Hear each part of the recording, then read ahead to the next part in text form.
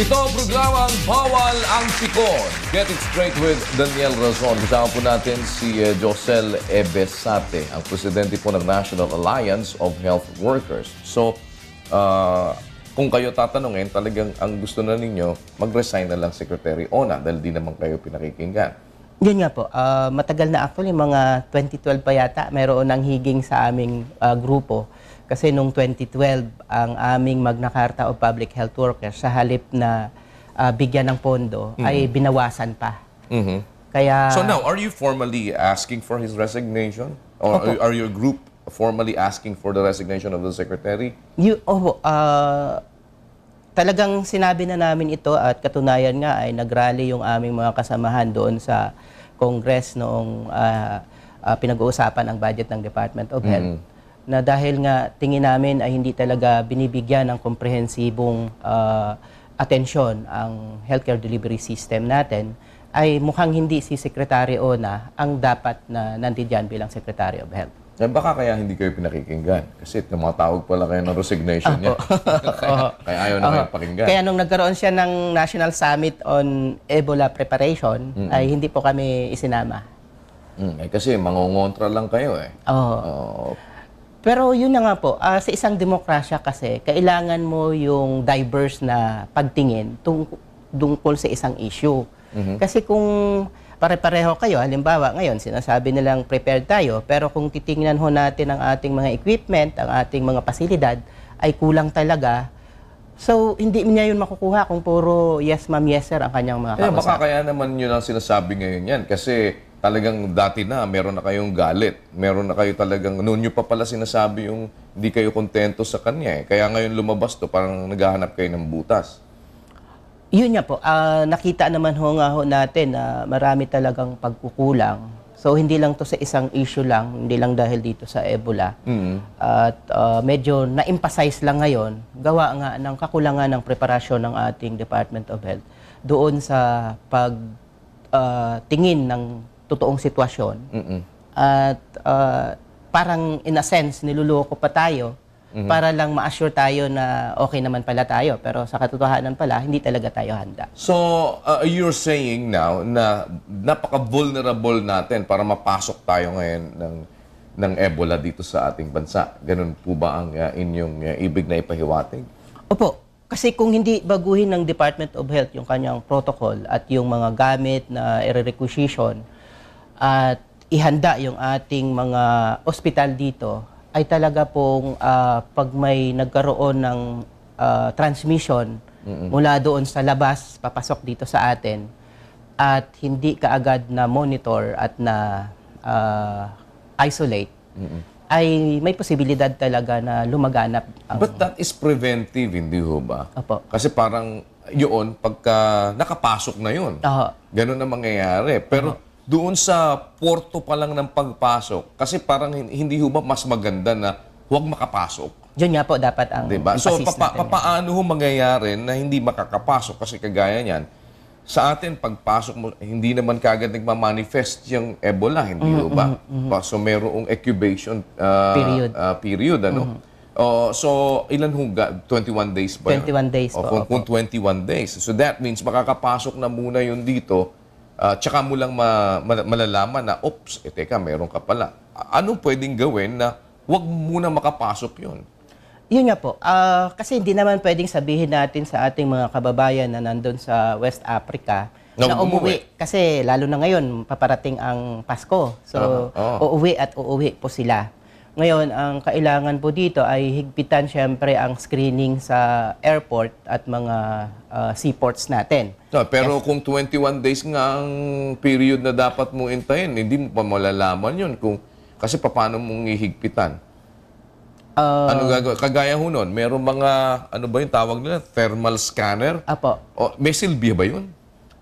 May silbi po. Kasi doon sa mga yung mga dumadaan na may lagnat na, gano'n. Yung may lagnat na, madidetect sila kaagad. Pero considering nga na 21 days ang incubation period, mahalaga ngayon na dapat malaman ng ating Department of Health sino-sino ba itong mga pumapasok na galing doon sa West Africa or sa iba pang mga lugar na mayroong transmission ng virus. So yung incubation period po na 21 days, talagang wala kang way para ma-detect mo yon prior dun sa ano? Malalaman mo lang siya talaga. At anyway, inassure naman tayo ng World Health Organization at ng iba pang mga grupo na nag-aalaga doon sa mga may sakit na Ebola na hindi naman nakakahawa ang isang tao habang wala siyang sintomas. So ang unang Alright. So wala pa yung hindi po pwedeng ma-transmit kung carrier ka pa lang. So kailangan ay full-blown na sa'yo bago mo ma-transmit, ganun ba? So kapag mayroon ka ng mataas na lagnat, yan yung time Doon na nakakahawa. nakakahawa ka na doon. Okay. Opo. So yung thermal scanner na yon, at least pagka nakitang may lagnat ka, maaaring meron ka, yun yung time na pwede kang makahawa. Opo. Pero kung halimbawa pumasok ka naman, wala ka pang lagnat, Opo. that means hindi ka pa nakakahawa nun. Opo. Ganun ho ba yung Opo.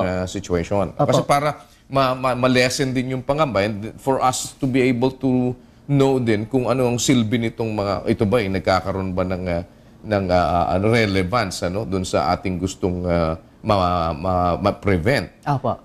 At yan po ngayon mahalaga actually ang preparasyon, hindi lamang sa hospital level, kundi hanggang sa komunidad dapat. So ang information dissemination dapat ay hindi lamang doon sa mga hospitals, kundi hanggang doon sa mga communities natin. Ang problema nga po natin dahil putulo ang ating healthcare delivery system Ang preventive at ang health promotion aspect ay nasa local government units.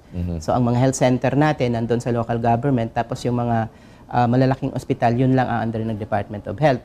So in terms of surveillance, dahil wala ng control itong ating Department of Health sa mga barangay health centers natin, mga rural health units, ay yun ang isang tinitignan natin na ang isang epektibong healthcare delivery system dapat. Kung may isang, halimbawa, may isang OFW na pumasok na galing sa Liberia, halimbawa, at alam natin na na-expose siya, ang surveillance ay gagawin dapat ng mga barangay health workers natin at yung mga rural health midwives natin and mga nurses doon sa komunidad. Pero dahil nga kulang ang struktura natin para sa ganong diretsong koordinasyon mula doon sa komunidad hanggang sa Department of Health, ang ginawa yata ng ating Interagency on Ebola Preparedness ay pulis ang magsusurveillance. Ano malay ng pulis? Ayun nga po. Kaya nakakakuan actually ang ating preparasyon dahil doon sa inadequacy ng ating healthcare delivery system. Pero yun ho ba, do we really have to wait for the incubation period na matapos? Hindi ba pwedeng yung lahat ng papasok may test na gagawin na sa kanila? Like halimbawa, blood test na kasi kung ang titingnan mo lang 21 days, wala ba talagang trace pa na makikita doon hanggang hindi pa tapos yung incubation period? Ang problem ho kasi pag kinuhaan mo siya ng dugo na wala pa siyang sintomas, hindi pa siya madedetect sa examination. So wala talagang traces? Opo. Wala talagang way to detect it earlier before na mag-incubate? I see. So, ito ho ba, meron ba mga bago kayo ngayong instructions sa inyo on how it can be transmitted na para maingatan, para hindi makahawa? Yan ba ay, ano-ano bang mga talagang basic na dapat alam namin para maiwasan na mailipat yung sakit? Kasi kayo nga, magmamask kayo, para malabo yatang maiwasan ng kahit na sino yun pagka medyo natabi ka sa merong ganon. Ang general information ho kasi, ito ay direct contact doon sa secretions o yung nilalabas ng pasyente o yung taong may sakit. Laway. So, laway, dugo, mga sinusukan niya or nilalabas yung inuubo. Gaano ba ano ba yung accurate na period ng buhay nitong virus na ito talaga? Pag sa isang dry na surface, halimbawa, nalabas yung kanyang laway, nabagsak sa isang lugar o sa lupa, gaano katagal ho mabubuhay yung virus na yan para pwede pa siyang makahawa? Outside na nung body ng tao.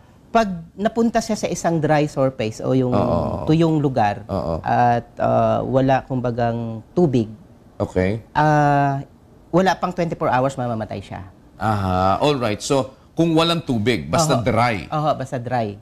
within 24 hours, it will die. All right. Pero pag Halimbawa, sa may basa naman, sa basa, inaabot siya ng mga hanggang 2-3 araw.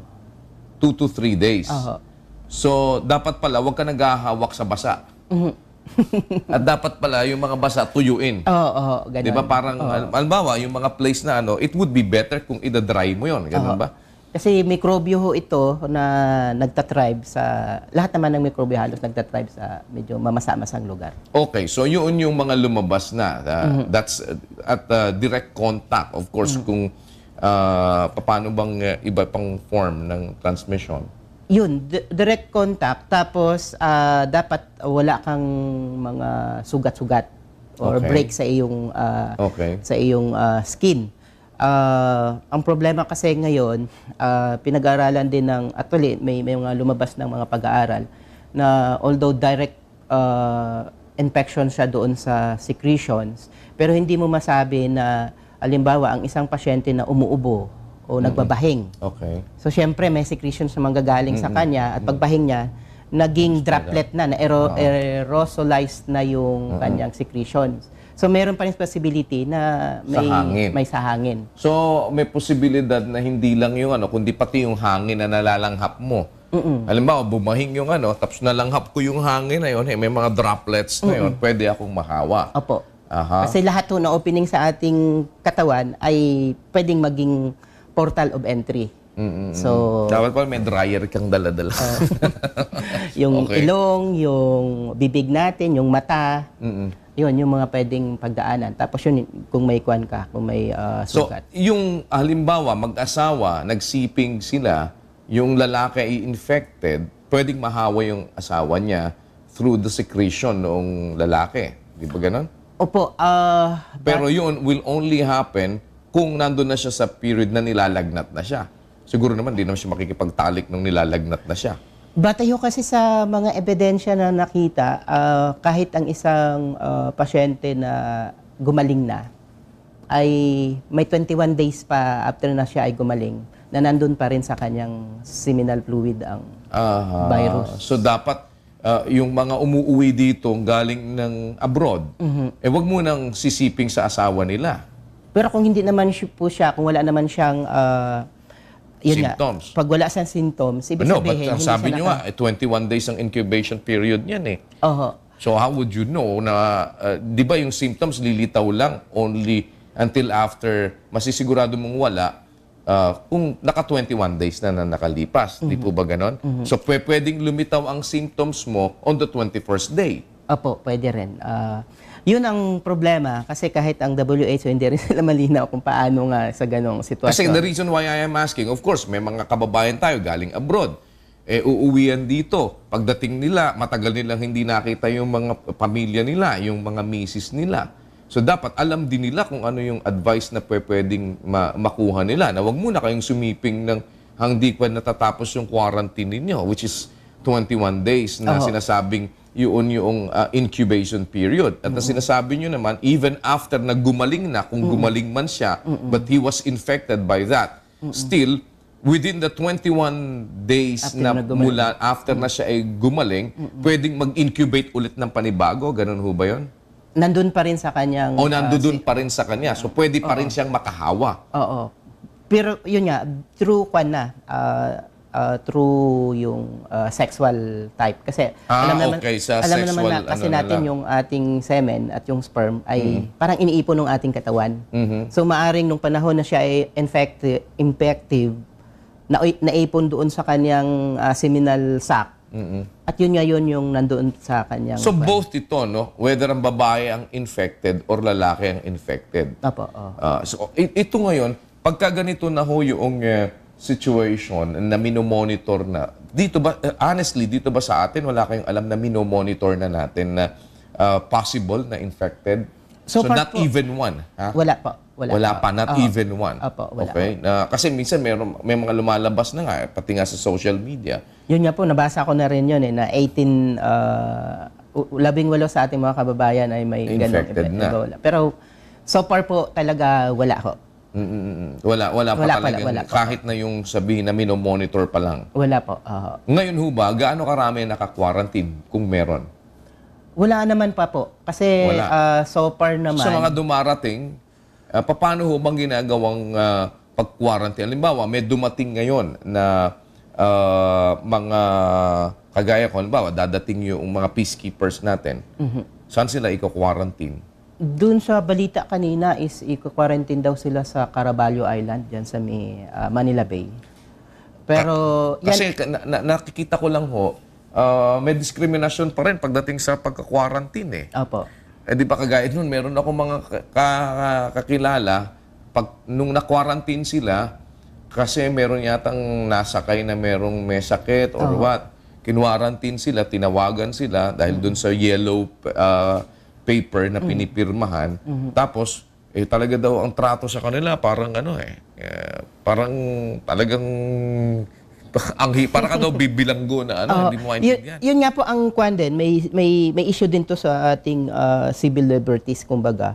Kasi wala actually karapatan ang sinuman na i-restrict ang iyong movement merely by saying na suspected ka ng Ebola. Ang katunayan niya nito, may isang kaso sa US na kung saan ang isang nurse na galing sa West Africa ay pina-quarantine ng governor. Nag-file siya ng kaso sa korte at inassert ng korte ang kanyang civil right. Na ang sinasabi ng korte, ang infection sa Ebola ay may science din naman. At dahil sinasabi ng science na hindi ka naman nakakahawa habang wala kang sintomas, walang dahilan para i-restrict ang iyong movement. Kasi parang yun ang hindi tayo oriented sa ganon. Opo. And even yung the way it is being handled, parang napakahirap daw ma-quarantine. Dahil parang sinabi, pag na-quarantine ka, parang kang pinandidirihan na kaagad. Opo, Tapos yung treatment, yung parang kang nakabilanggo na gusto Yun nga mong po, parang yun ang magiging dahilan ng pagkakasakit mo. Dahil maano ka, parang ma-stress ka masyado. Kaya yun nga po, siguro dapat siguraduhin ng DOH ano ba talaga ang mga basis ng 21 days na quarantine. At kung paano naman itrato yung mga kina-quarantine at yung lugar na pinagdadalhan naman sa kanila. Oo, kasi halimbawa, kung mga OFW yan, doon ba sa 21 days na yan na quarantine, paano yung kanilang kawalan ng hanap buhay? Sino ang sasagot noon? Kasi kung magbabakasyon sila halimbawa dito ng ilang days lang, tapos nandun ka sa quarantine period, and then gusto mo nang bumalik, hindi ka na papabalik. So ang sistema ba ngayon, pag halimbawa galing ka dito sa mga countries na to, pagdating mo, 21 days, i-hold ka muna? Is that what you're saying?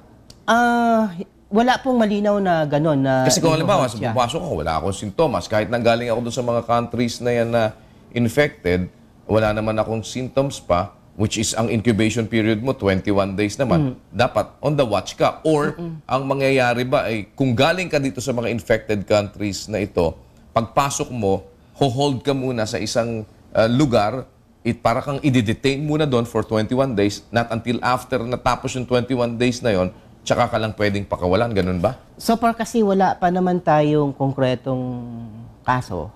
No, pero wala pa po bang policy na... Kasi anong instruction? Let's say, meron akong kaibigan ngayon sa Africa, doon sa lugar mismo ng infected area. Umuwi ngayon dito. Pagdating ngayon dito, what will happen? Doon sa 21 days na yon, will I be allowed to go back to my family or will I be held for 21 days? So ngayon ho kasi wala akong nakitang dokumento pa na kung ano ba talaga ang instruction ng ating Department of Health kaugnay dyan. Kasi puro mga recommendation pa lang na i-quarantine nga. Pero kung ako halimbawa ay gusto ko talaga umuwi sa aking pamilya. Legal na usapin naman papasok ngayon dito. Oo. Kasi may karapatan akong Dahil wala naman akong simptomas eh. Oo. Ngayon, sasabihin naman, hindi, baka 21 days ka muna. Dahil ang incubation period, 21 days. So, ano ka muna, detained ka muna for 21 days. Ganun ba? Kasi pwede nating magawa siguro sa mga peacekeepers natin dahil Government ano sila? government personnel at military pa. Yes, So, yes, pag yes. in-order ng kanilang commander na dito muna tayo, walang magawa. Isang lugar lang muna tayo. So, yun, that will be applicable doon sa mga peacekeepers. Dahil pwede nilang gawin yun na back to ganito muna kayo. Ito muna ang destino ninyo for 21 days for you to be cleared. But what about those private individuals, di ba, na nanggaling din doon na uuwi dito? Paano ang procedure? Walang konkreto. Wala pa hong konkreto ngayon. So parang ganun lang din, yun lang ding yellow card na mo-monitor ka lang din for 21 days, and kung may maramdaman ka, you should call them or at least mag-report ka. Yung rekomendasyon nga natin doon, kung maayos yung ating healthcare delivery system, pagdating doon sa kanilang komunidad, ay sasaluhin sila ng ating mga barangay health workers at sila ang mag-monitor araw-araw. Ang recommendation actually ng WHO is 2 beses sa isang araw na i-monitor ang iyong temperature at iba pang mga signs and symptoms. Ganon. And then kung mayroon ka ng lagnat, ay dadalhin ka na ngayon sa isang designated na hospital kung saan doon ka nakukuha ng dugo at i-isolate. Kasi ngayon, ganun pa lang ang nagiging procedure eh. Yellow card lang eh. Diba? Para dun sa mga, umuwi.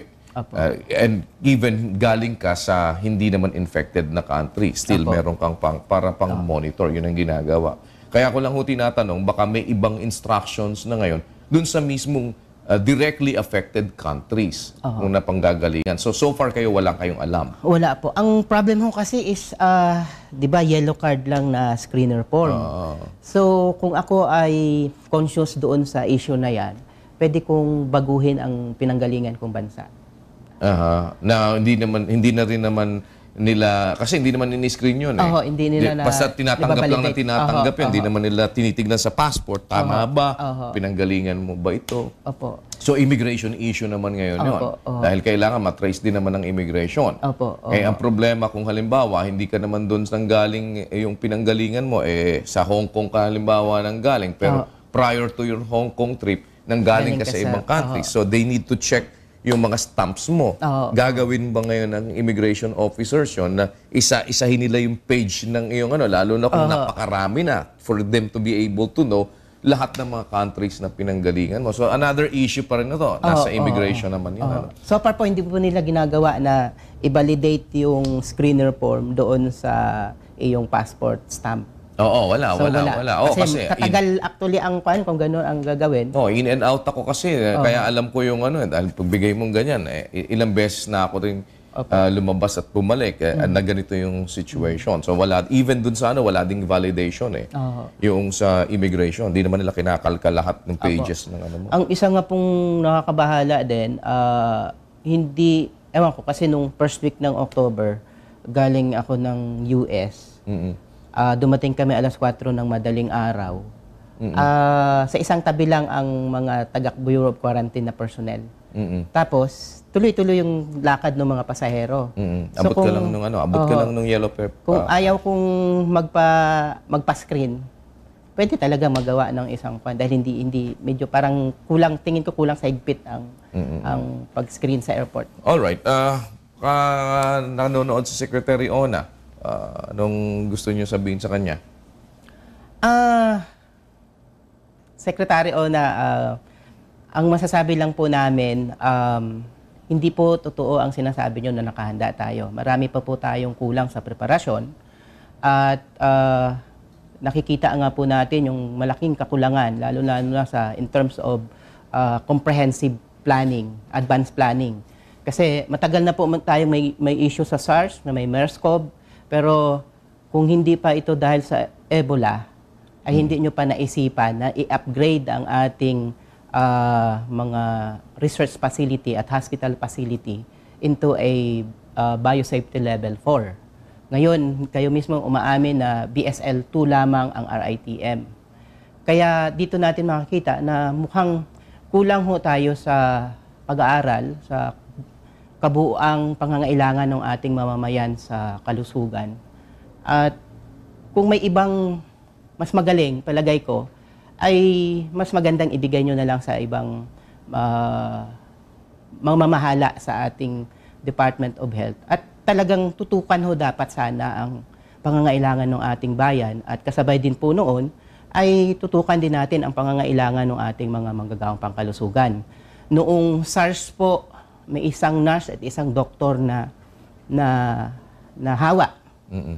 Pero nung sila ay in-isolate, pinabayaan sila mismo ng Department of Health. At kung hindi pa dahil sa tulong ng kanilang mga kasamahan sa trabaho, ay baka hindi nila na-survive yung 21 days na yun na pag-isolate sa kanila. Kaya isa ito sa malaking, tingin namin, malaking kakulangan ng ating Department of Health na mismo ang kanyang sariling health workers ay napapabayaan. At even dito sa preparation sa Ebola, ay hindi po tayo naging makatotohanan doon sa preparasyon ng ating mismo mga health workers at ng ating mga kababayan. Wala ba kayong communication sa Office of the President? From time to time po, like yung aming demand for health budget increase, sumusulat ho kami sa kanila. So, sumulat na ba kayo sa Presidente sa Malacanang? Sumulat na ba kayo na palitan nyo na si Secretary Ona? Dinaan lang po namin sa rally. Nag-rally na kami sa Congress, nag-rally So, na wala rin kami pang formal. sa... Wala po pang kami formal. So, parang, Mr. President, please take into consideration na palitan nyo na si Secretary Ona. Wala ho kaming formal na letter. O baka pwede nyo sabihin, Mr. President, palitan nyo na si Secretary Ona. Ang gusto Kasi that's the straight point of saying it, di ba? Palitan nyo na si Secretary Ona. Kasi, di ba? Pakiusap po sana namin sa ating Pangulo ay i-reconsider ho nila ang kanilang overall na plano sa health services natin. Hindi po tama na sa harap ng dumadaming bilang ng ating mga mamamayan, sa halip na alagaan natin ang kalusugan ng ating mga mamamayan, ay ipaprivatize pa natin. Para nating mula doon sa, nilublob pa natin sila sa walang papatunguhan kung ganun ang gagawin natin. Naghihirap na nga po ang bayan, tapos kulang sila sa pangangalaga sa kalusugan. Kayo mismo nagsabi na 7 sa bawat 10 Pilipinong namamatay hindi na titignan ng ating mga health professionals. And yet, ang sagot pa natin doon, i-privatize pa lalo ang ating health services. Nakita ho natin dito sa preparasyon sa Ebola, maging doon sa US, na sa kadahilan ng privatize nga po lahat, maging sa pharmaceutical industry, ay hindi naka-respond kaagad ang mga gobyerno kahit ng mga mauunlad na bansa dahil kontrolado ng private sector ang healthcare delivery system nila. So, mahalaga pa rin na tutukan talaga. Mayroon tayong minimum na dapat ma-achieve para sa isang nationalized na healthcare delivery system. And then, kung may sobra, bakit hindi natin ibigay sa sa private sector? Kasi sa ngayon po, halimbawa, sa health facilities na lang, with 100 million population, we only have 94,000 bed capacity. Whereas, sabi ng World Health Organization, dapat sa 1,000 populasyon ay mayroon kang 2 beds, hospital beds. So, ibig sabihin po, kailangan natin ng 106,000 pa na hospital beds para mabigyan ng maayos na serbisyong pang-ospital yung ating mga kababayan. And yet, yung gagawin natin, sa halip na himukin natin ang private sector na magpatayo ng dagdag na ospital, yung remaining natin na public hospital ang ipaprivatize pa. So, mas lalo pong palala ang sagot ninyo kaysa doon sa solusyon na nakikita namin. So, paano nakikita nyo ngayon yung mga kababayan nating, especially mga mahihirap na umaasa sa mga public hospitals. Kakanta na lang muna sila ng They Just Lie There. And Die There. Opo. They die Opo. Thank you so much for the time, sir. Maraming Thank you po. Alliance of Health Workers, National President Mr. Josel Ebesate. Ito naman po sa programang Bawal ang Pikon. Get It Straight with Daniel Razon. Thank you po.